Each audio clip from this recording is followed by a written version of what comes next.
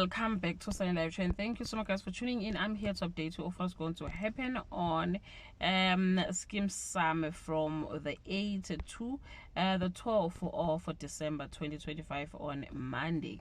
Sipos is left dumbfounded by Mapetsi's unexpected action. Jacobeth count her chicken before they hatch just to spite Mantuli. Pretty warns Clement against repeating his unacceptable behavior on Tuesday. Mapetsi put her life on the line for her kids. Kwaito is devastated by Elizabeth's potential relocation. Clement is on top of the world, but his friends express concern about his new lifestyle on Wednesday. Mapetsi realizes that her hasty actions may have backfired.